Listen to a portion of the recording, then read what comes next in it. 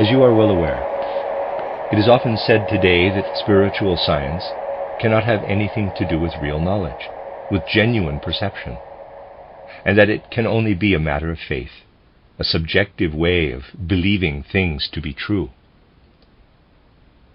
This kind of attitude then leads to a distinction being made between knowledge and belief, as is the general custom. A frequent objection raised against spiritual science working toward anthroposophy is that a kind of subjective knowledge that really can only be a matter of belief, perhaps one should not even call it knowledge, but merely the subjective belief that something is true, is to be elevated, jumped up to the level of certain and exact knowledge, to the level of a genuine science. This distinction that is made between science and belief is quite a recent development. The view is that science should only concern itself with things perceptible to the senses, or at most with things that can be established and explored on the basis of experiments, and that certain knowledge can solely and exclusively come from such depths. Belief is seen as going beyond the physical realm, and it is said that one should never assume that anything that is the subject of belief can be transformed into certain knowledge. Thus we have science on one side, a science limited to the physical world, and a supersensible, non-physical world on the other, that may be accepted by anyone who finds it acceptable, but cannot be known with certainty and must remain a matter of subjective faith. Anyone who takes life seriously really ought to feel that the supposed distinction made by so many people between knowledge and belief poses a riddle which must be solved.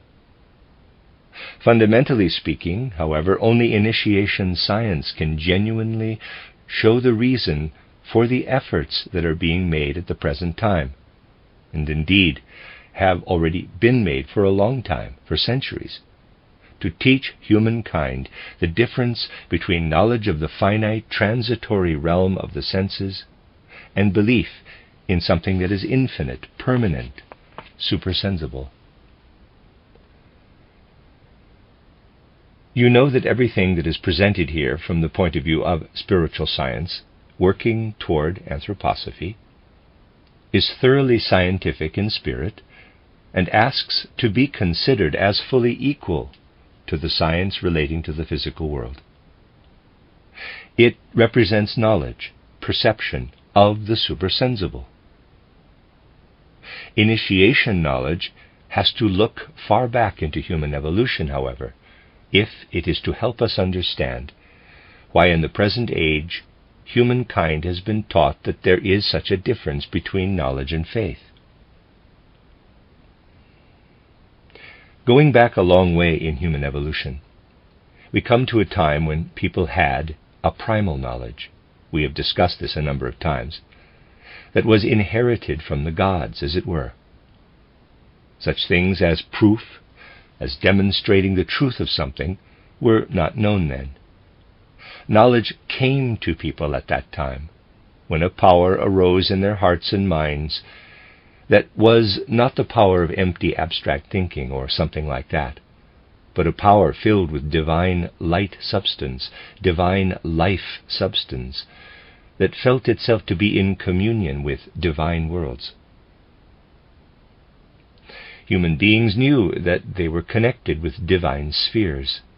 They felt this, and perceived it the way we perceive colors and sounds outside us. There was no need for proof, for there was perception of the immediate presence. People knew nothing of proof nor of logical demonstration.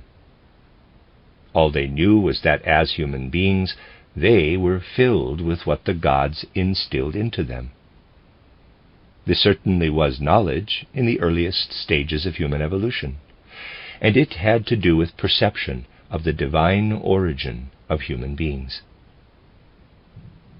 Knowing themselves to be united with the gods, and being given the power by their initiates to look up to this union with the gods, people were also aware of the divine origin of man. They were aware that humankind had descended to earth from the world where it had existed as soul and spirit. The divine and spiritual origin of humankind was taken as a matter of course when this primal knowledge existed all over the globe in the early times of human evolution. This primal knowledge had to develop further, however. If it had remained as it was, people would in a sense have continued to be filled with the divine spirit forever, but they could not have achieved freedom, the ability to make free decisions. As soon as their arms moved, they would have had to say, quote, "A God within me is moving my arms," close quote. When they were walking, they would have had to say, "A God within me is moving my feet," close quote. Those early human beings certainly felt like that. They felt, as it were, that a divine spirit was present inside their skin. That is also the origin of the idea that the human body is a temple. In early times, a human being was indeed like the earthly home of a god, who descended to earth to take up his abode among human beings. Human beings had to become independent, however. As a result, this primal, divine knowledge gradually faded, and the divine heritage grew less and less. To achieve freedom, human beings had to develop knowledge, perception, thinking, feeling, and will activity out of their own resources. In a way, the gods abandoned them, but it was for their own good, if I may put it like this. Divine knowledge withdrew so that human knowledge might develop. In later times, the whole path to be taken by the divine knowledge that had once existed all over the globe, the path to earthly and human knowledge, had to be watched over from the mystery centers.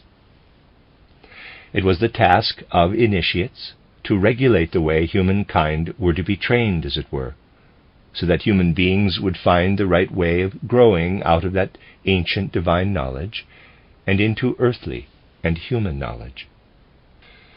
At a time when much of the original divine knowledge had faded, and the mysteries had assumed the task of guiding human beings, by and large instructing them in such a way that the right transition could be made from primal wisdom to human knowledge and ultimately freedom, it happened that after a certain number of people came together from the far reaches of the earth to look for a way in which the purpose of guiding humankind in the right way, purposes originating in the mystery centers, could be crossed. Human associations were formed in a way that considered it their mission to go against the proper course of progress. We really have to use spiritual science if we want to consider the activity of a widespread association of human beings in post-primeval times. History does not go that far back, and there are no documents to bear outer witness to that time. Such an association developed and adopted the mystery knowledge in a certain way, still using the methods that had been employed in the mysteries to maintain contact with the divine source and origin. By that time, however, the mystery centers where honest work was being done had long since been concentrating on guiding the transition from the divine knowledge of the ancients to human and earthly knowledge.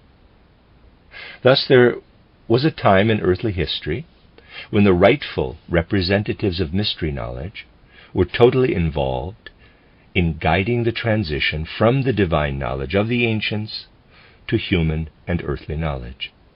That was the healthy feeling and attitude, healthy for that time.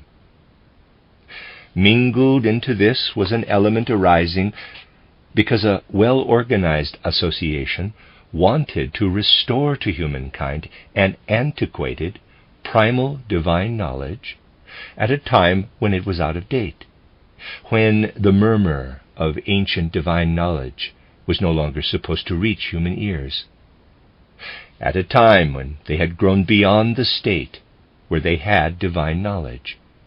People found that there was a group that still wanted the old knowledge to be widely accessible. Why did the members of this association in post-primeval times want such a thing? They wanted to strike at the root, as it were, of the knowledge then evolving. They did not want humanity to achieve freedom. Efforts were indeed made in post-primeval times to prevent humankind from developing the faculties that would lead to freedom. And for that purpose, the aim was to strike at the root of earthly and physical knowledge. These people, who may be called the enemies of human evolution in post-primeval times, made the distinction between human knowledge and divine knowledge, a divine knowledge that was no longer legitimate at the time. To deluge human beings with divine knowledge, which they had grown out of by that time, meant to induce a dreamy, visionary state of conscious awareness. Vast masses of people lived in that kind of fanciful, visionary state in post-primeval times. Their inclinations to develop human knowledge were stifled. The reason why human knowledge came to be so deficient in many respects as time went on, I have given many examples of this, and why defects have even crept into the development of speech and language, was that a form of divine knowledge was presented to people in a way that appealed to their vanity. Let us investigate the influences that made people endeavor to befog the minds of the masses and strike at the root of the new knowledge that was evolving, and also at the root of a language that arose from the depths of human nature. It has to be said that the individuals concerned were totally under the influence of Luciferic powers. Luciferic powers were alive in them. Luciferic powers that did not want human thinking, feeling, and will activity to descend as far as the earth, as it were. Human beings were supposed to grow more and more physical, but these individuals wanted to keep them spiritual, to stop them from achieving their mission on earth. The individuals concerned were the spiritualists of post-primeval times. They were against human progress. The divine intention was that humans should find ways of letting their souls and spirits enter more and more deeply into physical bodies. The individuals of whom I am speaking wanted to prevent this, however. Considering this in present-day terms, because it is difficult to give an accurate characterization of the state human beings had reached during the post-primeval period, we might say that more than a little of a certain unconscious untruthfulness was apparent in those individuals. The impulse to descend into the material world, to make it part of oneself, had of course been given through the mysteries. The Lucifer-dominated individuals of post-primeval times certainly could not deny this. They, therefore, did not call themselves spiritualists, but actually protagonists of the material world, to put it in present-day terms. These words would have to be translated into the terms in which people thought in primeval times. They told people, quote, "You will come to materiality if you follow us, if you make use of the power we provide in the form of later divine knowledge, if you use it to strengthen your soul and spirit. You will then find yourselves the conquerors of all that this earth holds for you. You will conquer the earth quickly and easily when you have a share in the power of the gods." Close quote. the Lucifer-dominated leaders of certain parts of humanity gave themselves the honorable title, quote, fighters for the material world, close quote. Those individuals created a certain schism between human evolution as it was intended and the wrong notions which they presented to humanity. Notions that the ideal was to conquer materiality rather than coming to be at home in it gradually. They said people should make certain divine powers their own by having supersensible knowledge at the wrong time, and that they should use this knowledge to conquer the material world that is perceptible to the senses. Today we have the reverse picture of what existed in those primeval times. Certain confessions have started to oppose the regular progress of science, the acquisition of knowledge. Science has had its roots damaged, as it were. The result is that science and language show certain defects throughout the course of Earth evolution.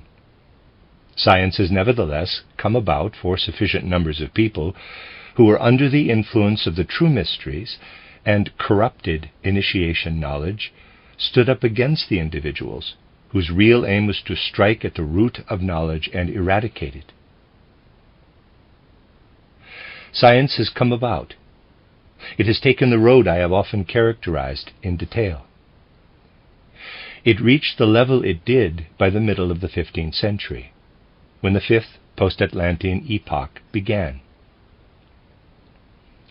And it has continued to the present time. According to present-day initiation knowledge, however, science has now reached a further turning point. Today it is ripe to enter into human freedom, as it were. Essentially, modern science still considers only physical things to be valid and exact.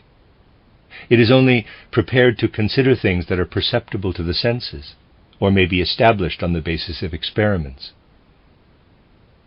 As I have often said, this science is now ripe to develop to a point where it can grasp imagination, the inspired, the intuitive world, where it can find its ways to experience, to grasp the spirit.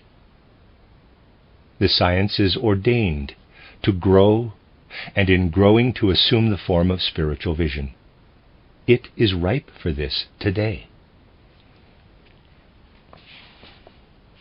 For the regular progress of science, it will, however, be necessary for humanity to develop an inner attitude that wants to use the same conscientious approach to investigation and research that is used in botany, physics, chemistry, and so on, to explore the outer world of the senses and make outer science triumph. People must want to use that same attitude when it comes to the inner life of human beings.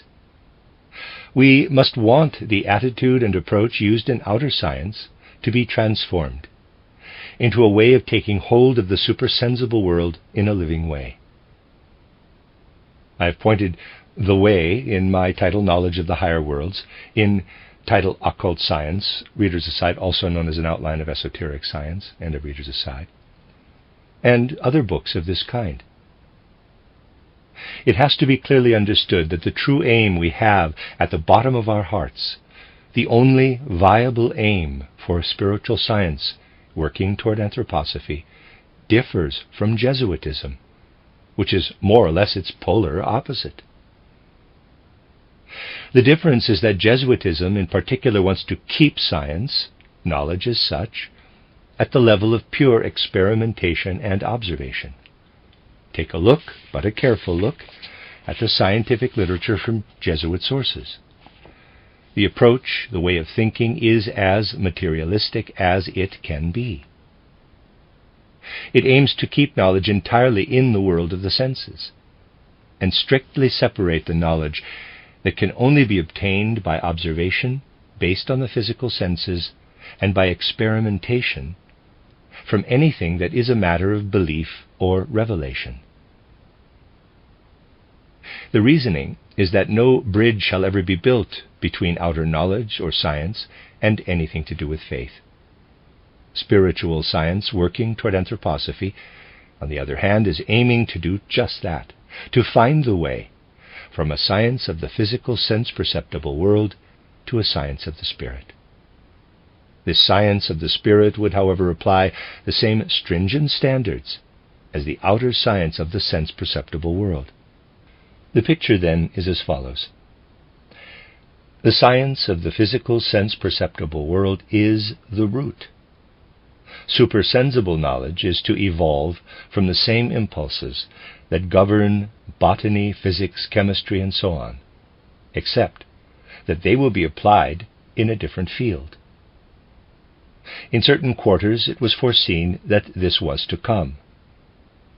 It was, however, in the interests of these people to prevent it happening, and they therefore introduced something into human evolution that now presents itself as a sharp contrast. This is the sharp contrast I have spoken of earlier, the distinction made between ancient ways of knowing that in the regular course of events became human knowledge, human science, and a divine knowledge used to drug human minds. The sharp distinction between knowledge and belief was presented to human minds, and the true aim turned into its opposite. Knowledge of the sense-perceptible world was to be firmly retained and given great emphasis. It simply has to be admitted that Jesuit literature on materialistic science is extraordinarily brilliant in the clarity of its reasoning, its sheer readability.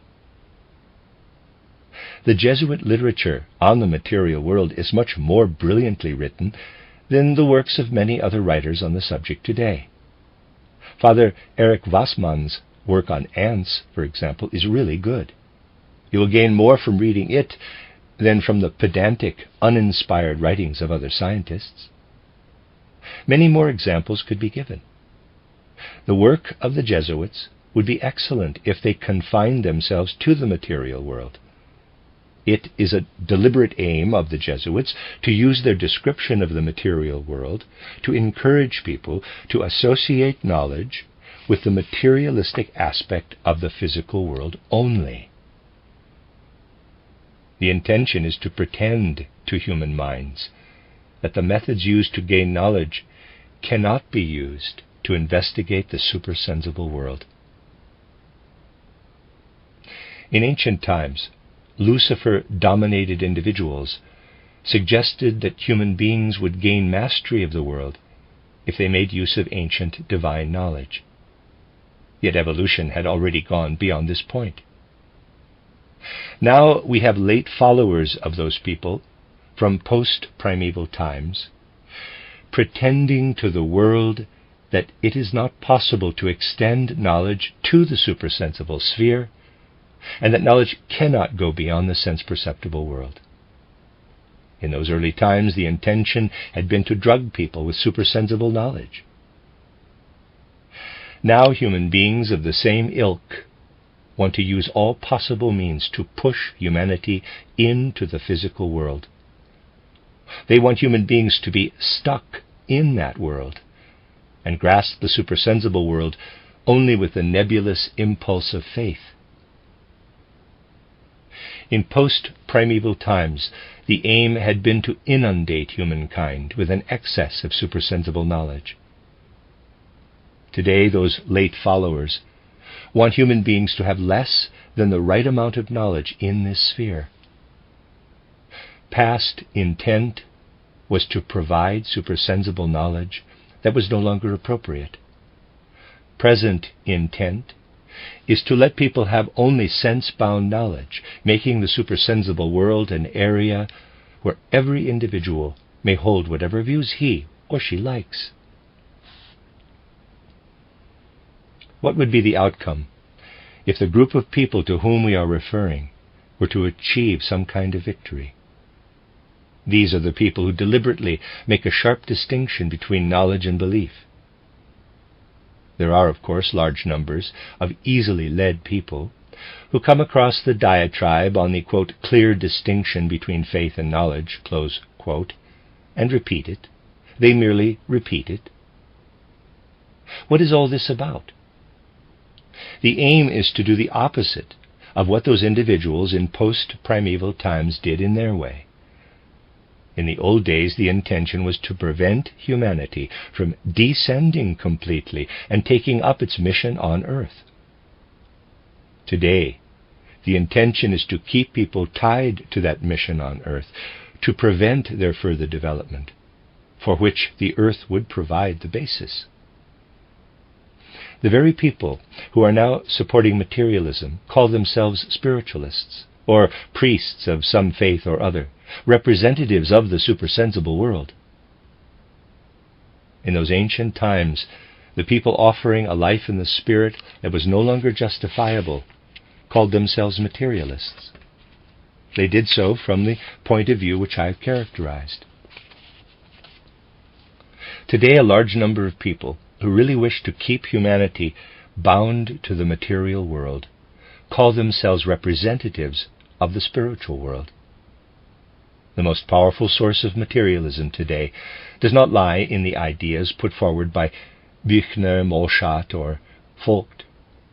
The most powerful source is Rome, and anything that is in any way connected with this center of materialism. They achieved their aims not by saying, quote, I want to encourage materialism, close quote, but by keeping people bound to materialism. This is done by letting them develop faith merely as a nebulous impulse toward supersensible spheres and making sure that no impulse enters into humanity that could lead to comprehension of the supersensible sphere.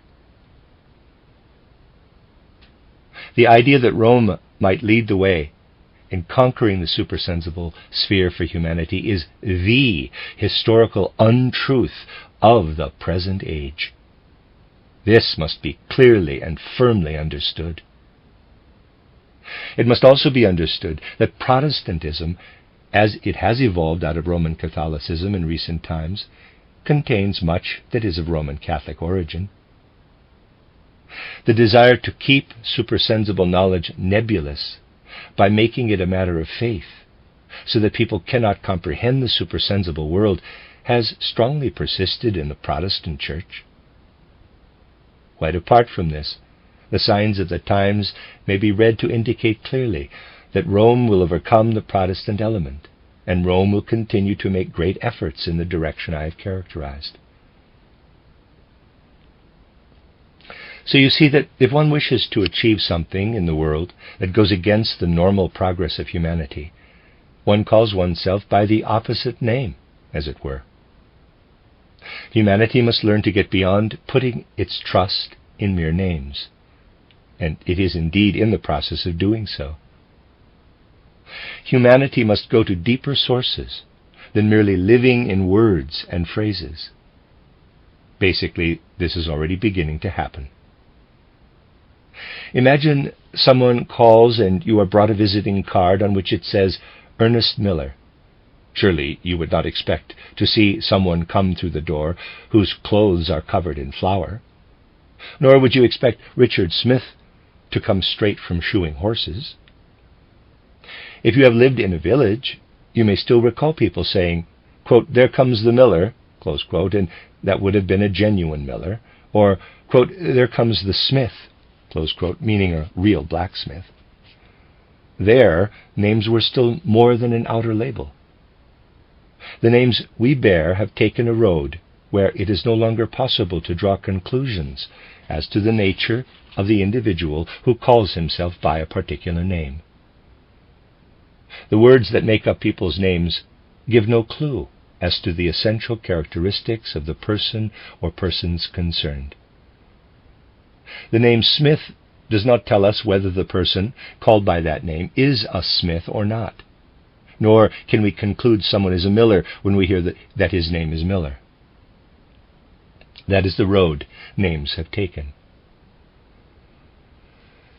The rest of the language will follow the same road, and people will have to learn to develop their ideas on principles other than words or phrases.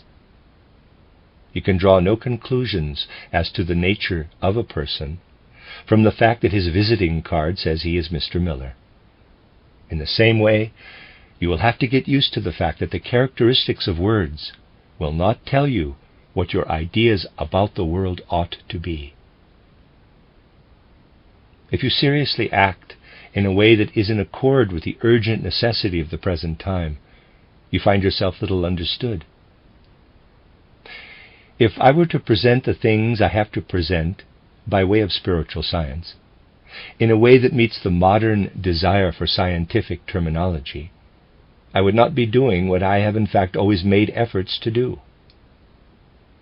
This is to present a subject from all kinds of different angles, sometimes more in their material aspect and at other times more in their spiritual aspect.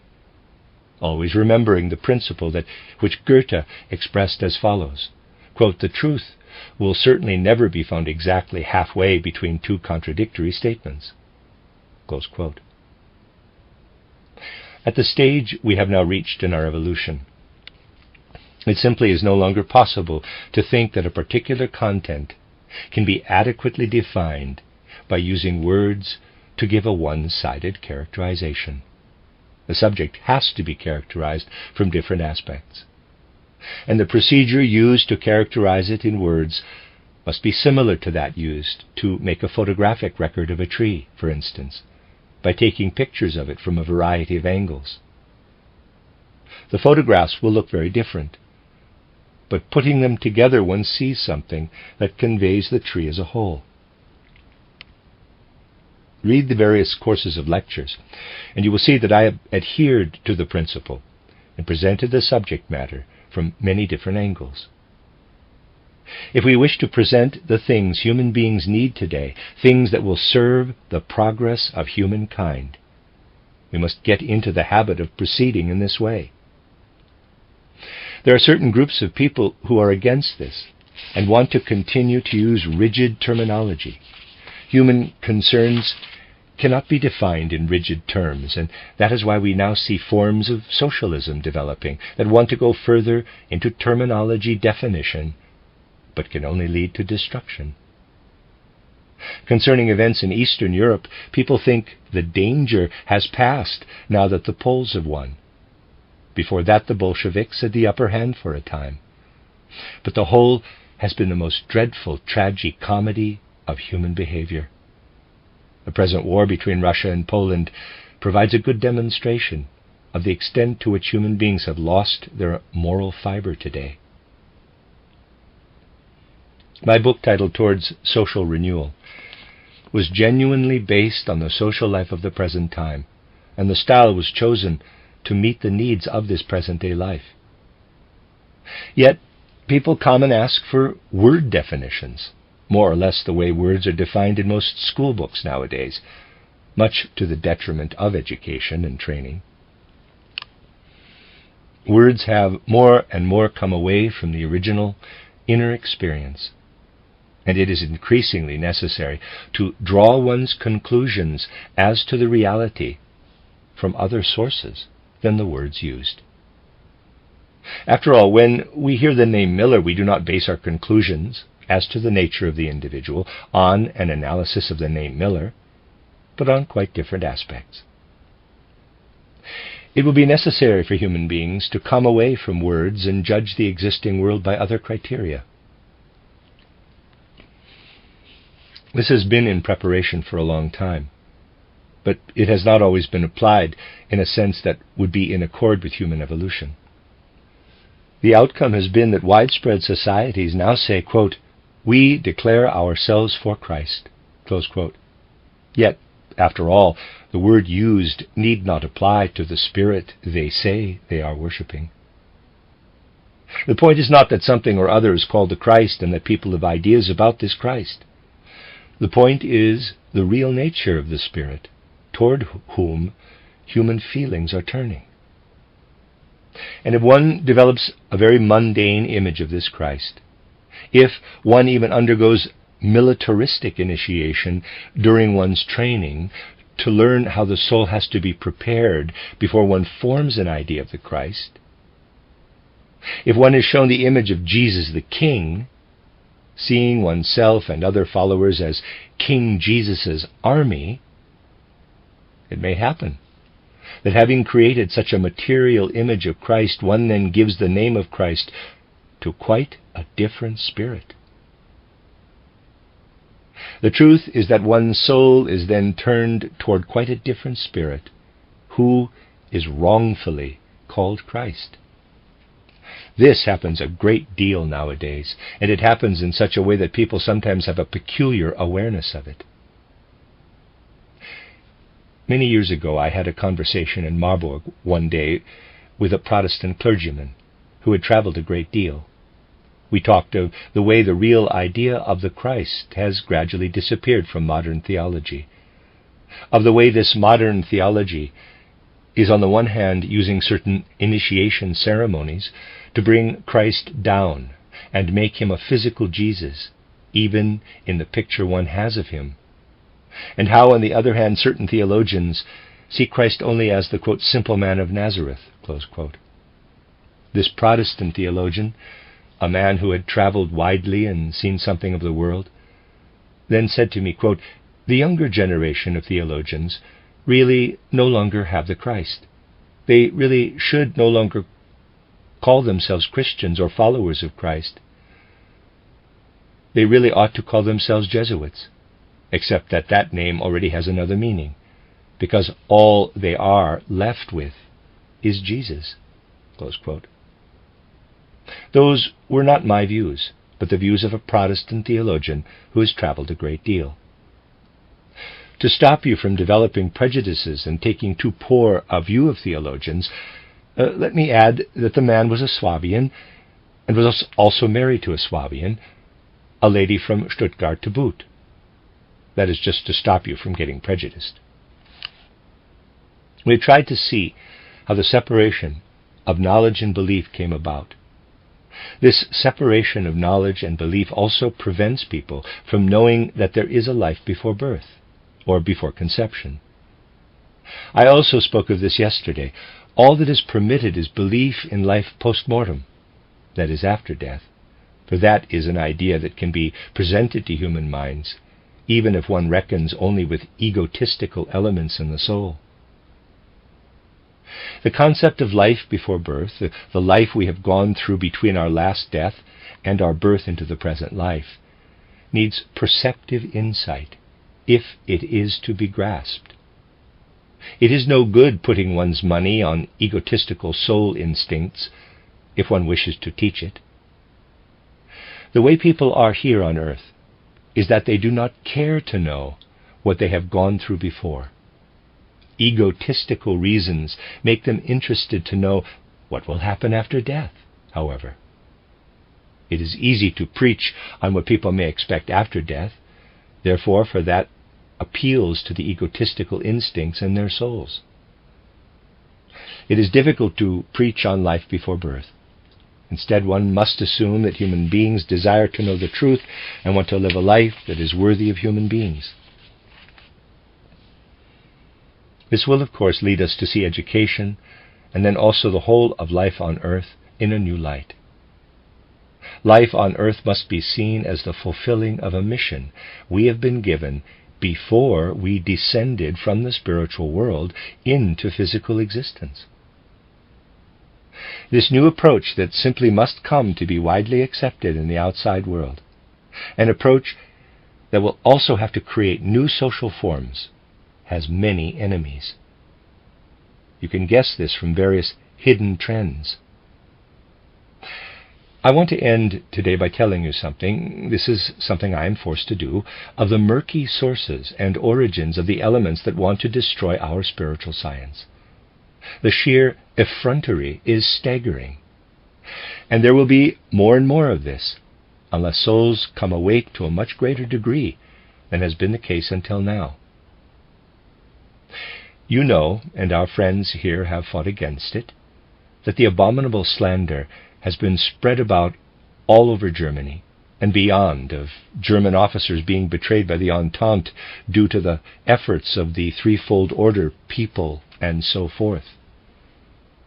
I have recently been supplied with copies of some of the abominable documents that are widely distributed at present.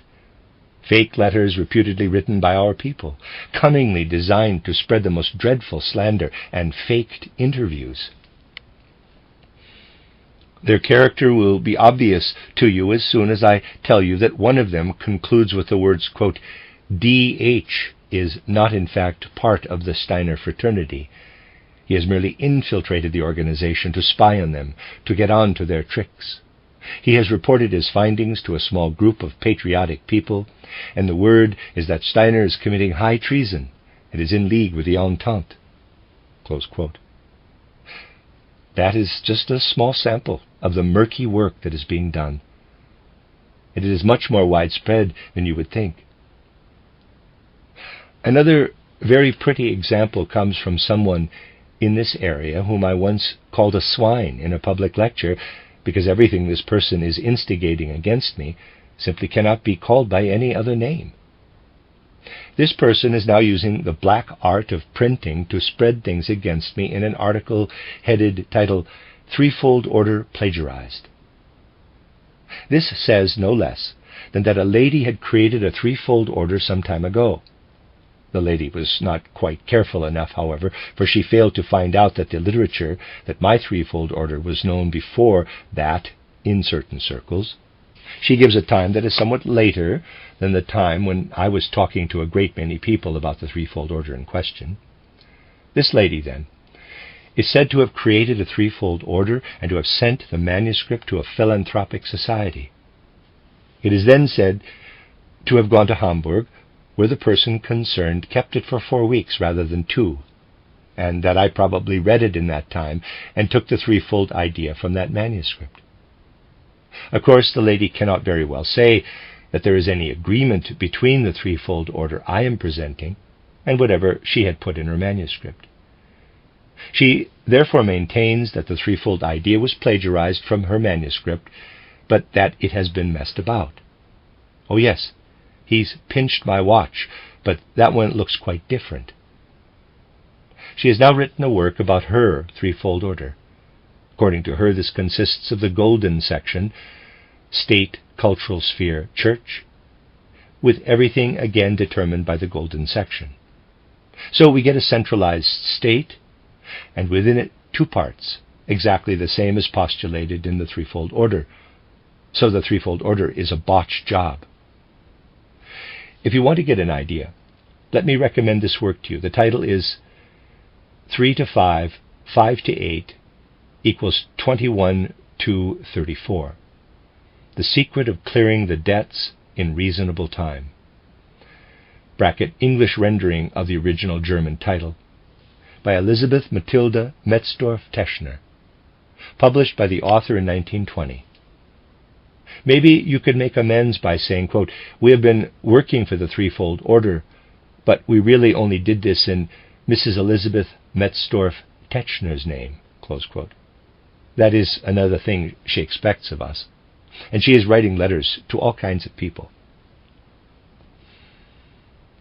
That is Mr. Rohm's source, and the things he writes are now reaching Switzerland, where they are presented to the people by every Roman Catholic parish priest.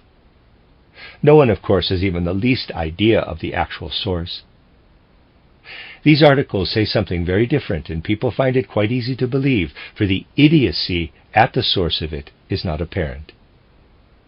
That is the way people work nowadays, and they know very well what they are doing. They are deliberately working against the sincere efforts that are being made to serve the true progress of humankind. In Switzerland, it is above all the Roman Catholic parish priests who are using that style, reprinting everything that comes from the centers run by Mr. Knapp and others, everything disgorged from the rubbish bins of Mr. Rohm and so forth. I cannot help remembering that until recently there have been, and indeed still are, many people, even among anthroposophists, who are faithful subscribers to Mr. Rohm's Leuchtturm, lighthouse. They keep dishing up Mr. Rohm's views, keep coming up with one thing or another. I'm sorry. I had to give you some small samples There are plenty more, so that you can see the methods that are used. The strength inherent in spiritual science, working toward anthroposophy, should give anthroposophy the strength to gain more than just names from words, a feeling for the truth. Once you have a feeling for the truth, you will find the road. And it lies in a very different region from what people generally find comfortable in the present time. It is a road to be sought in the kind of way I have described today. It would be more comfortable in this day and age to talk of other things, rather than refer to the powerful adversaries who are responsible for distinction being made between knowledge and belief, and who aim to block the road by which knowledge of the sense-perceptible world can become knowledge of spheres beyond the senses.